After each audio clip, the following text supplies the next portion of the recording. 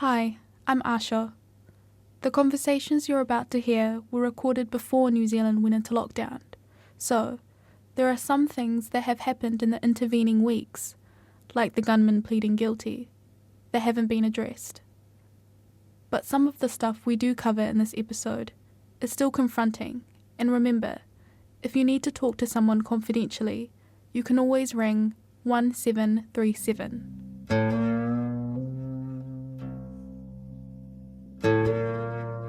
Our lives are actually a book, and it's basically chapters and how one chapter is closed and another is opened, and some people leave and their part in this chapter ends and other people enters your life, and the way you live your life is the way you write it. The 15th of March happened and my husband got killed and I became a widow, so I closed that chapter.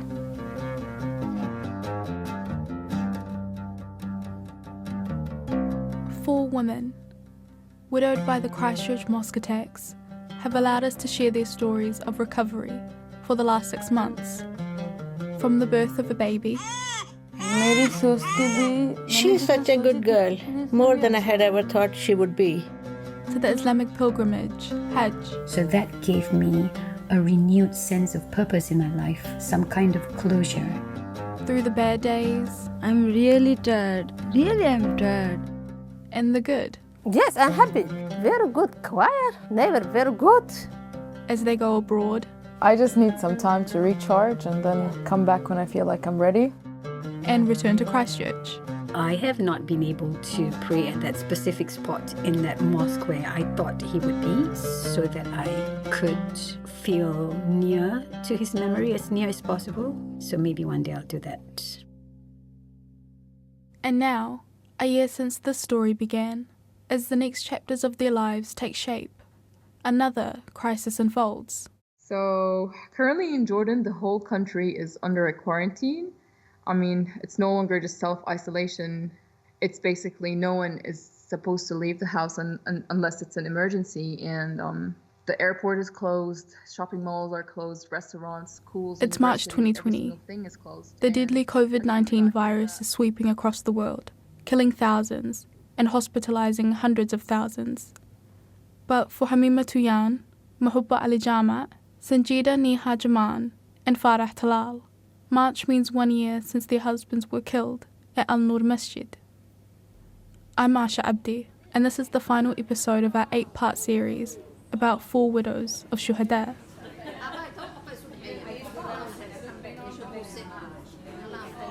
We're having lunch at a halal restaurant in Christchurch. Me, Hamima, Mahubba, and Neha, and a few others who've made this series possible. We're thanking them for allowing us to walk alongside them, to share their stories, week after week, month after month.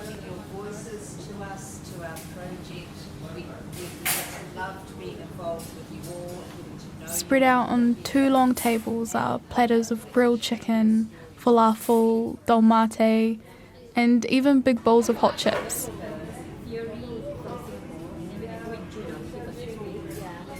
Hamima is visiting from Singapore. It's a flying visit. She's just here for the weekend, for the national commemoration that was planned for March 15, which she was invited to speak at. There's Mahubba and my mum Siman. Farah is still in Jordan, but Neha is here with her mum, who attentively looks after Noor. Neha's baby girl is now nearly 7 months old, and she's being really good, sleeping in her baby carrier. Until she isn't. Poor Noor wasn't feeling well, but she still managed to flash a few stellar smiles at us. Sadly, no one other than Neha and her mum could really hold her, as the coronavirus had made us all very careful about touching one another, especially a baby. But it was awesome to see Neha, Mahubba, and Hamima, 3 widows as different from each other as the Muslim community itself, all just hanging out and enjoying themselves.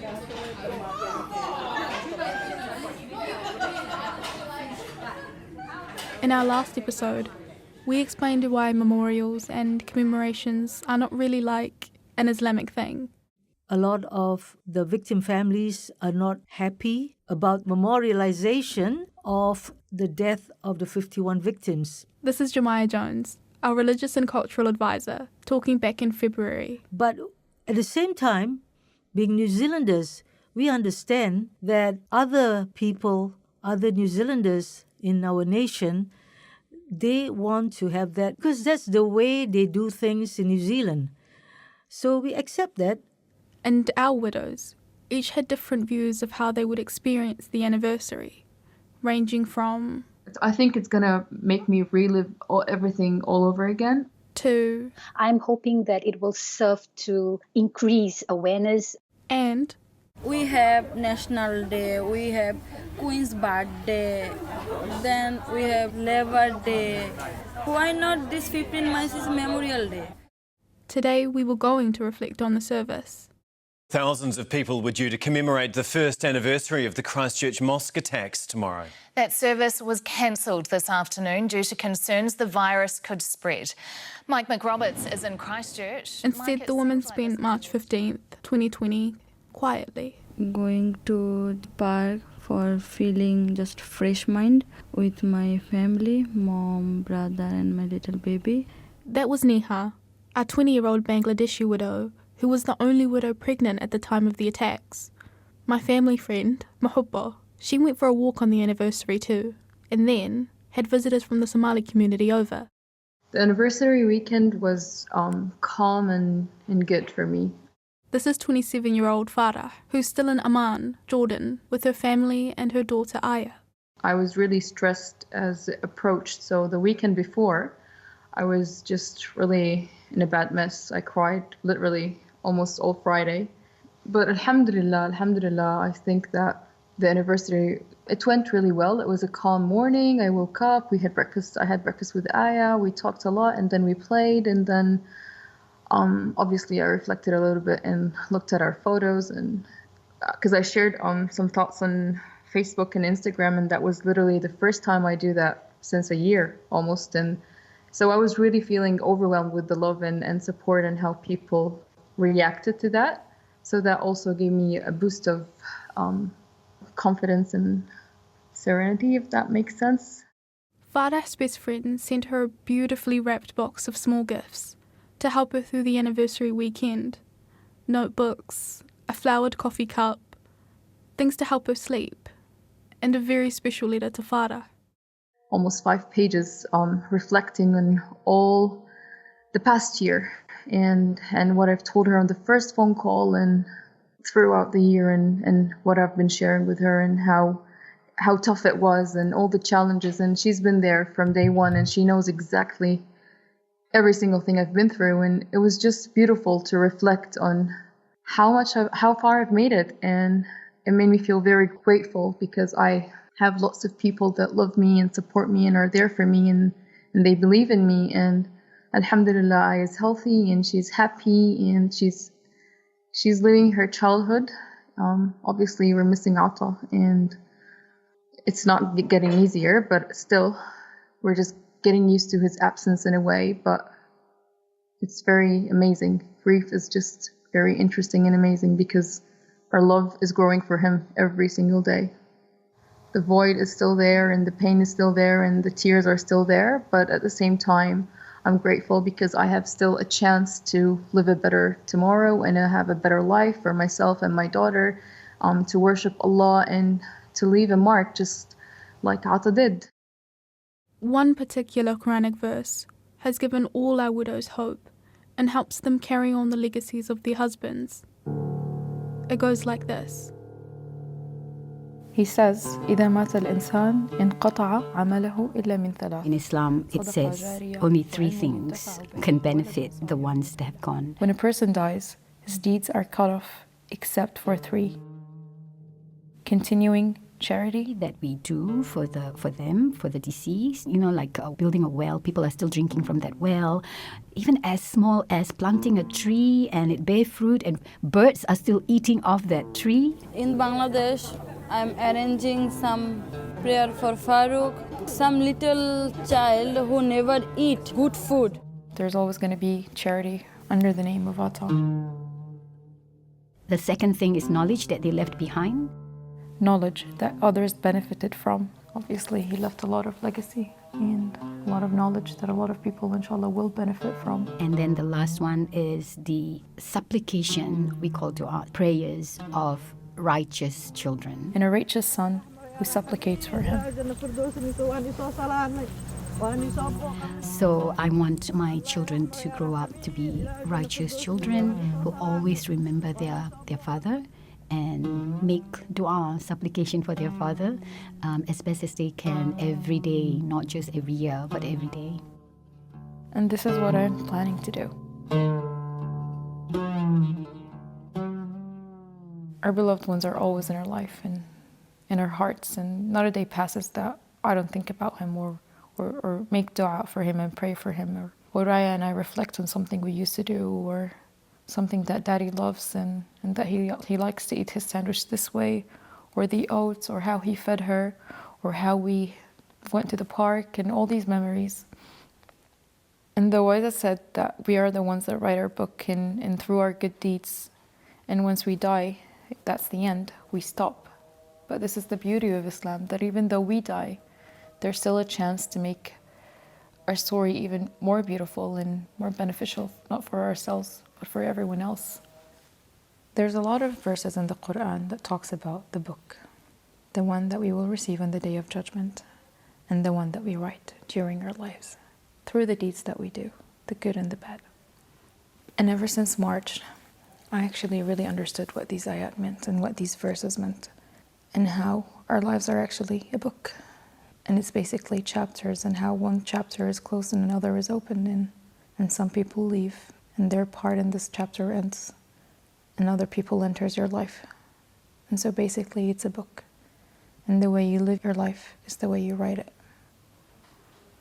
Just a couple of days before March, one of my closest friends got married in Jordan.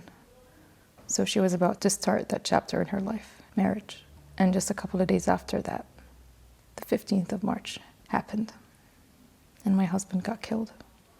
And I became a widow, so I closed that chapter. SubhanAllah, I can never understand fully why all of these events happened, and what actually makes me survive and keep going is because I try to keep reminding myself all the time about the verses that talks about the martyrs, and the verses that talks about he's the perfectly wise, and he knows exactly why this happened and how it's khair for everyone, and how it's good for Ata, for me, and for all the martyrs out there, and for all the widows. And our daughter, Aya, that's a huge responsibility. So inshallah, I'm going to raise her to be the Aya that we want her to be, our miracle.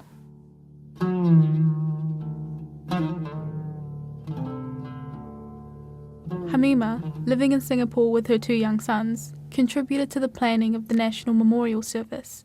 And like I said, she was going to give a speech. The families of the bereaved and the injured members, we were all very grateful with how Christchurch City Council has approached the planning of this memorial. They have consulted us, and they have been very, very respectful in seeking our inputs. So we were all very, very grateful for this. Yes, there are a few of us who are still grieving, and we all grieve differently, and so they didn't want the memorial, but many of us understand that this is something that we share with the greater New Zealand community, and so therefore we were very proud of the way Christchurch City Council had approached this. And when I came, even though the memorial didn't actually take place, but just the fact that everyone chipped in and banded together and had something alternative, to still remember this day, to help us remember this day and honor the people that have sacrificed themselves, whether they are alive or they've gone. So that is really touching to me, To me, it's not so much about us coming together every year, but what would honor my husband. Yeah, so how we can honor them, to me, is when I see studies where it says hate crimes have reduced.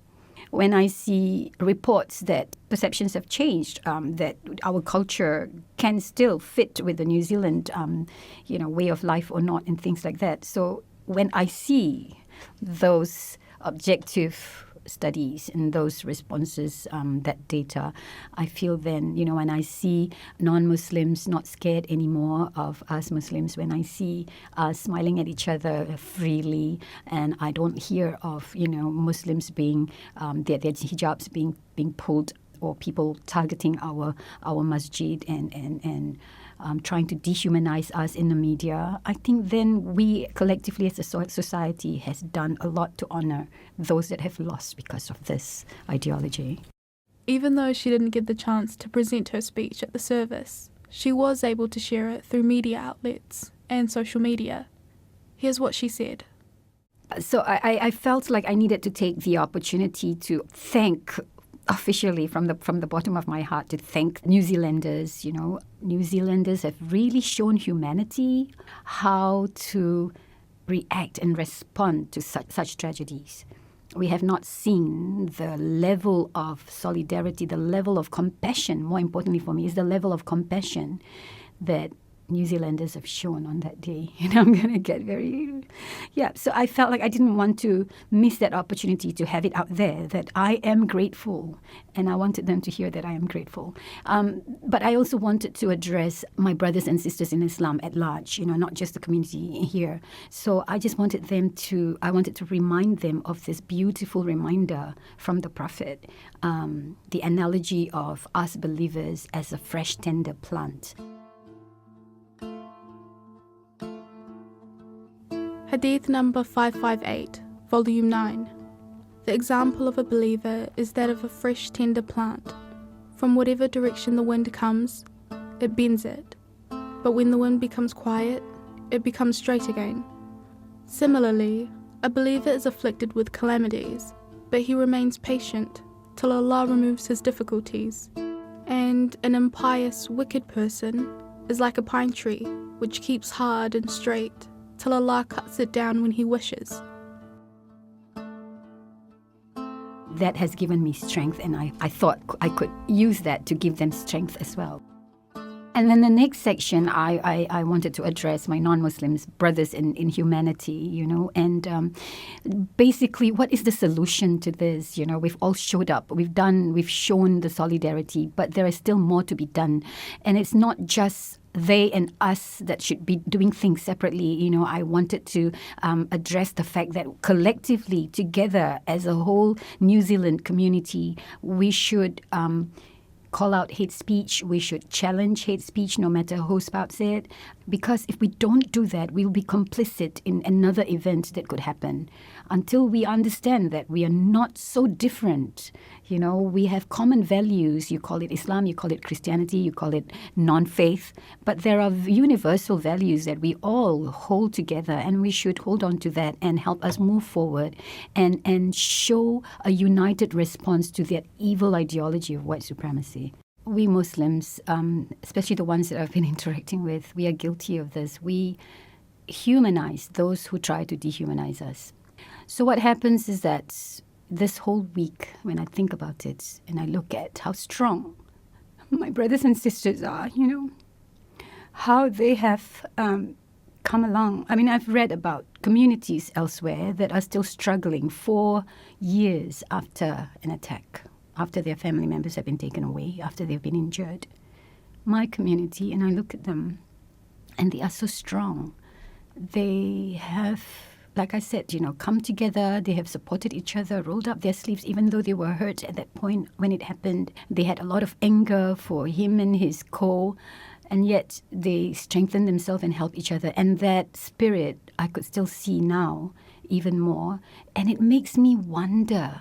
It makes me pity. It makes me have sympathy for that guy and people who supported him, who laughed, who wanted to edit the video and make it look like it's all a game, we should live stream how happy we are, how strong we are to these people. Let them see that they cannot extinguish us. If they think that they're trying to put fear in our hearts, they have just done the opposite. They have just put lots of strength and lots of bravery into us, and we're just going to move on.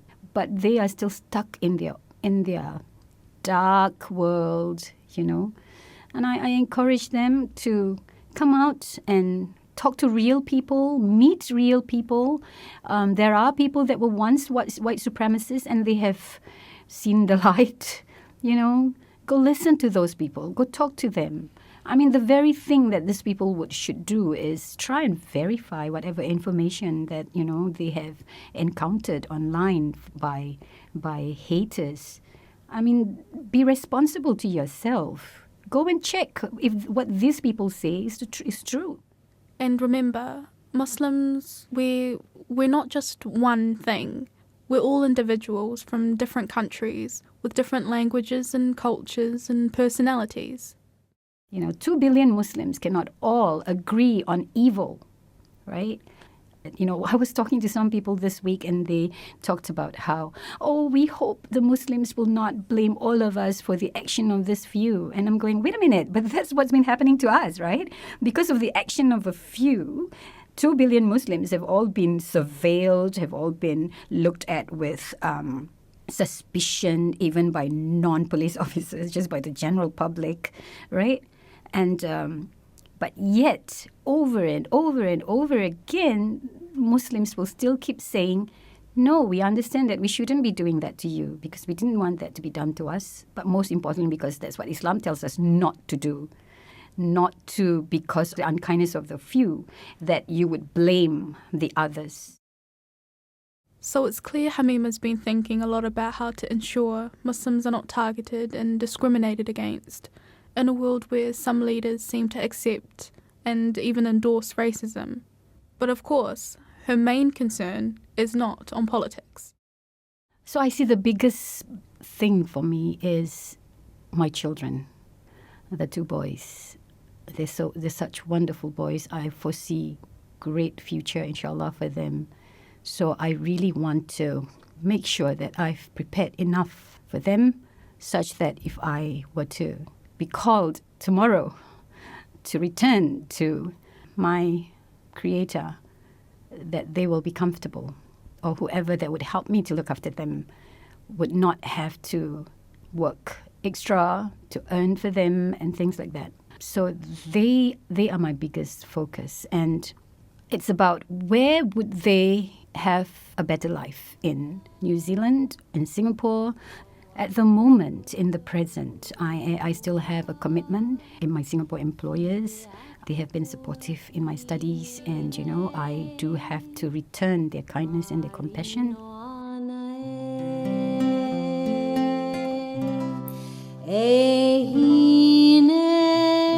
I love New Zealand. I've had this, strange attachment to it since I was young. The first song I memorized was Pokari Kariana. So when I came to visit New Zealand, they were asking me if I was Maori. I said, maybe. Apparently, I learned to use the poi so easily when I was on stage in Rotorua. They asked me, are you Maori? I said, no, but maybe if I do believe in a previous life, I might have been Moana or Maori princess or something. Yeah, so I have a strong, somehow, attachment to Aotearoa. So we shall see. Assalamu alaikum. Walaikum assalam. Assalamu alaikum, sister. Welcome to Plains FM. Thank you so much. How are you? Niha's never been in a radio station or recording studio before. So for our last catch up with her, we invited her to visit us at Plains FM. She's back again. Again back in. So Niha, when we're in a microphone, we want sort of one hand. And then we sat Niha in front of the mic and asked her how she's doing. And remember, we used an Urdu translator to interpret for Niha in the first 6 episodes of the series. After a couple of months of English lessons, Niha was ready to speak to us directly in English. My feelings, I'm sad because I lost my husband and I miss my husband. Sometimes thinking if any possibility I again talk to Farooq. And when I thinking this is not possible, that this is okay. Now notice my everything, make me strong. So I'm just feeling sad because now I'm staying in New Zealand at least for Farooq. I have money, house, baby, everything is a good position. So when I thinking in the police never punish criminal, then I'm said my police officer, if the criminal feeling guilty, when she said me, the criminal said, I feeling no guilty. Then I'm feeling sad why he said this one. So, Niha is feeling confused about the fact that the accused gunman pleaded not guilty to 51 charges of murder. These feelings of anger and confusion are kind of wrapped up in her missing her husband. First time I'm thinking I want to go to trial because I want to see in my own eyes this man who killed my husband, who killed Noor's father, who killed Farouk's dream. But now the time is over and I'm thinking, is it good for me? Yeah, is it bad for me? I don't know. I forget this man. I'm just want to say God punished this man. Sometimes feeling if I saw this man and if I ask the question, why brother you kill my husband? Farouk is a good man. Why you kill this man? I'm just want to say God punished this man. Niha questions whether the New Zealand justice system can mete out a fitting punishment, or whether she'll have to wait for the day of judgment when his evil deeds will determine his fate for the afterlife. The day of judgment in Islam is, well, just like it sounds, the day in which it is decided where you'll spend the rest of eternity, in heaven or in hell. Farah has pretty much adopted the same approach. To be honest, ever since March 15th, 2019, I try not to think about that monster as much as I can. I don't like to waste energy or time thinking about him. So as the trial is approaching, I just hope and pray that he gets what he deserves and a punishment that would stop such tragedies to happen again, because unfortunately there are still people that think the way he thinks. And literally the other day a lady just sent us a message about a man strangling her with her own hijab, and this is just really so sad. So I just hope that he gets that punishment that would prevent such tragedies of happening again. But at the same time, I'm just waiting for the day of judgment, and only then I know for sure that he will get what he deserves. So I'm looking forward to that day more than anything. What's difficult is the Islamic Day of Judgment could be a long time away. In Islam, al-qatil yuqtal. So if you kill someone purposely, you are killed. Like, you need to be killed, because this will stop such things of spreading. In the Islamic law, a person commits a crime purposely just to kill and cause harm, and the law says that he needs to be killed, then I think that's what should happen. But here in New Zealand, we don't have the death penalty. So, according to Islamic understanding, here's Jumaya again. Wherever you are living, you have to follow the rules. So that means the rule in New Zealand is there is no capital punishment. So we will have to follow that ruling, and this is to keep the fabric of the society intact. But at the same time, even if that means that he's going to rot in prison, I'm sure that he's going to get what he deserves. If not in this life, in the hereafter, he will definitely will. Hamima's thoughts about the upcoming trial seem to waver. I'm going through phases. I went through initially that phase where, who cares, right? Who cares? I do not want that guy to consume my routines, my mind, my head, whatever small tiny recesses in my head. Any of those spaces, it shouldn't be put aside for him.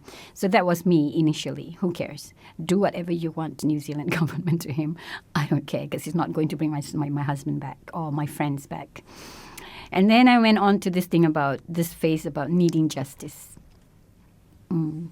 That means to be actively there, to listen to whatever he has to say, and which means every day, 10 to 5, being in court. And then I went back to, do I even want to sacrifice my annual leave off from my children for this? I think if I don't have children, I probably would be interested. But that just means that, what? You're taking my time away from my children so that I can sit down and listen to you?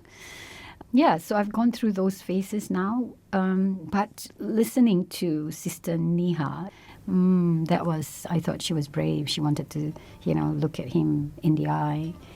But then I went home and I was thinking, does he deserve me looking at him in the eye? So I really don't know, actually. Here, in late March, as COVID-19 makes its way across New Zealand, it's uncertain if the trial will go ahead as planned.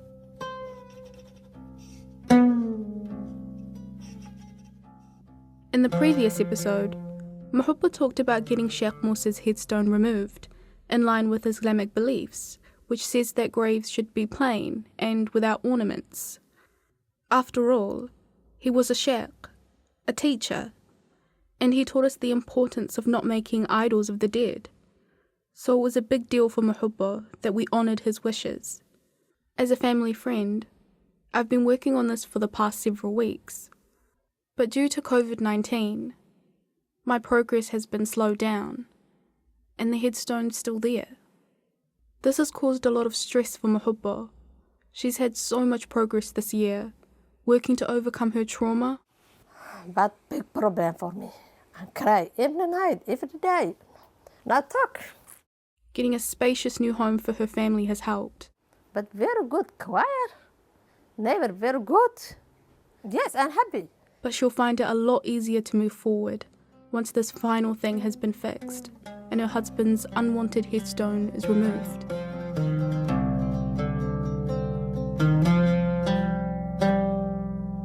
We also talked to Mahupa about her role in the project. لكن ما فرحت هذا وحكي السؤال الدمية. هذه الدمية جودا فرحسنا. She said she doesn't mind being asked questions, but if everything is over, that's good. For those of us holding the microphones and sometimes handing out the tissues, we could see that it wasn't always easy for the widows. It's hard enough to confront your own feelings of loss and grief and the small steps you have to take towards recovery.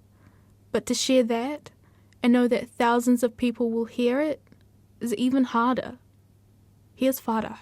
One of the reasons actually I agreed on sharing my feelings and being part of this is that I'm not the first widow in the world, and I'm not going to be the last, and this is life. Like people are still going to lose their loved ones, and there's going to still have, there are going to still be more widows in this world. And for me, by sharing this, it's never going to be easy, but you're not chosen to live such a situation unless our Creator knows that you're going to be able to live through it and to learn from it and grow from it and hopefully one day inspire. I mean, this is a tragedy. I lost the love of my life and my best friend and my supporter, yet I'm learning more about my Creator. I'm learning more about myself, and I'm even learning more about the love that I have for Ata. And I feel that as painful as it is, it's beautiful and it's inspiring, and it's even inspiring me. I mean, this love that I have for him is giving me that strength and that ability and energy to keep waking up every morning, having goals and setting dreams and dreaming of a better tomorrow. So I hope that I can just assure the people that sadly are in my shoes and have lost someone they love that it's not easy, and never lose hope, because if you lose hope, you're going to lose the light that gonna lead you to the end of the tunnel. So just never lose hope. And I would like to thank the team for giving us this opportunity to reach out, not only for New Zealand, but for the whole world, because we were able to tell our story to everyone. And it's been a very, very, very special journey and a healing journey. But at the same time, it wasn't the easiest experience, to be honest, because sometimes answering some questions or reflecting on some situations and memories would trigger. And the last time we spoke, I hung up with you, and I just found myself looking at videos and photos and crying till midnight. And it's these things that make this project very real and authentic because we're speaking out from our hearts, sharing our experience, sharing the moments of sadness, pain, happiness, hope, faith, love. So it's been very special, yet sometimes really hard, because sometimes you just have to, like, you know, it's a program, so you need to meet some deadlines, so you need sometimes to put yourself and share, even if you'd rather at this point of time not talk about it, but you just have to because there's certain questions that need to be answered in a certain time and there's a deadline. So that was hard, but at the same time, you have to do what you have to do to have your words heard and your voice heard. Well, I went from rejecting interviews. This is Hamima. Not wanting to talk about anything to anyone because I didn't want people to read about the, like I said, read about the impact of the incident on us, on my family, to, okay, fine, I will allow myself to be interviewed by this media or that outlet, to, okay, so they think I have something to contribute. All right, let me do that, but I'll be very reserved and, you wanted me to be in this project. She's talking about Lana Hart, our lead producer. And I was looking ahead. Wait a minute, they're going to follow up with me every month, every 3 months, every 6 months. When am I going to forget about this, right? But, all right, because I've given them my word, I'll participate, but I'll just give her 50%, right? And then as we walk through and as we go through and I listened to what people are saying, and every time I say something, they say, oh, that's really good, Hamima. You should let everybody know about that. And I thought, okay, I have this platform. So now I gave a bit, like 75% to Lana, to you. And at the end of it, I'm just so happy that if my story can find its way to the heart of just one person who either was ignorant about Islam before or ignorant about Muslims before, never knew a Muslim, but now said, I never knew that about them, but now I do. But that doesn't make me love them, but at least I understand them a bit more. If my story can go into that person's heart somehow, then I have done what I set out to want to do in participating in, and everything is so worth it. Yeah. So if there's that one person like that out there, please come talk to me, and I'm happy to sit down and have coffee with you and chat about myself, my Muslim community, and even about Islam. You don't have to agree with me, but at least we meet and we have that conversation. If you want to be that person to talk to Hamima, send an email to info@plainsfm.org.nz and we might be able to connect you. Again, that's info@plainsfm.org.nz. That connection is what it's all about for Farah too. I feel that we're also part of it. Like we're helping in a way to bridge the gaps, whether it was between cultures or religions or different ideologies. And Neha. Religion, not the matter. This matter is a friendship, as like brother, sister, as a good friend. We are men, women, we are as like same. When we cut our waist and the blood is coming, the blood is everybody's same color, red color. So cultures may be different, religions different, but we are everybody as like sister and brother. So we should respect every religion and everybody should respect our religions. For all of us, really. This journey for the last 8 months have been awesome for me. I've learned not only about myself, I've learned from the sharing from the other widows, and the friendship and the sisterhood that we made would be unforgettable.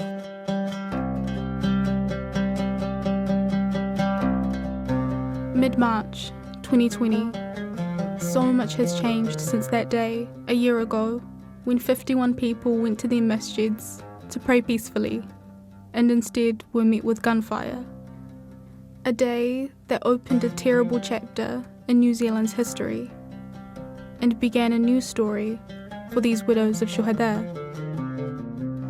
A year ago, the pain was very fresh, and I can tell you that I'm stronger.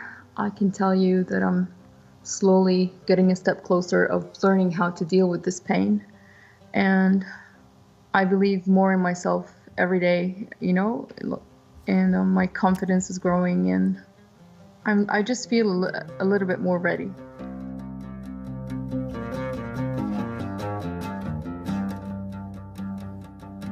I'm only one widow, but we all have similar stories, and it's the same pain. It's just different circumstances in a way. So this is only one part of the story. Thank you so much for listening to the 8th and final episode of Widows of Shuhada, as we've walked alongside 4 remarkable women over 6 months in the year following the Christchurch mosque attacks. This project envisioned bringing a strong Muslim voice into the in-depth stories that came out of the tragedy of March 15th, 2019.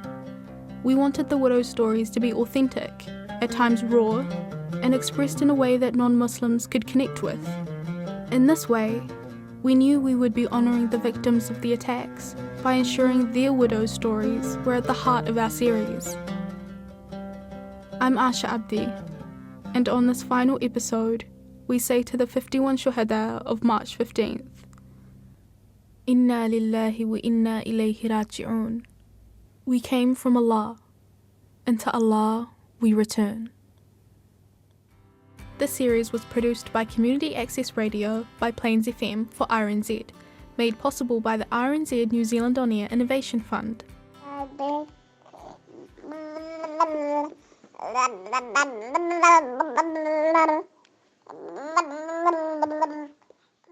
It's hard to put words around how much we are grateful to our courageous widows for opening up, to help us understand what their lives have been like since the horrific events of March 15th, 2019. Farah, Neha, Muhubbo and Hamima, thank you from the bottom of our hearts, and we hope that by sharing your stories, that your lives were made better too. Barakallahu feekum. Lana Hart wrote, produced and wrangled this podcast into the world with support from Nikki Reese, Jemiah Jones, Asma Azar and me, Asha Abdi, and a very big helping hand from RNZ's Liz Garton and Tim Watkin. To Kay Elmers, RNZ's Senior Commissioner, thanks for taking a chance on us. Lots of others rolled up their sleeves and mucked in, including Bryony Lastavika, Alex Harmer, our caring translators Ghali Mohammed and Alka Srivanasan, and the entire team at Plains FM. There are some wonderful photos, taken with love by Janet Gill. Check them out on the RNZ website. The music is mostly from the Egyptian oud player Hassim Shaheen. He gave us permission to use his gorgeous Horse of Darwish piece, and there are some original pieces from local Christchurch musician Liam Oliver. Thanks to Sarah Davison for her rendition of Por Kari Kari Ana. You can find the Widows of Shuhada podcast on rnz.co.nz, plainsfm.org.nz, or any podcatcher, including Apple Podcasts, Stitcher, Spotify, Podbean, and Google Podcasts. Don't forget to subscribe and rate us.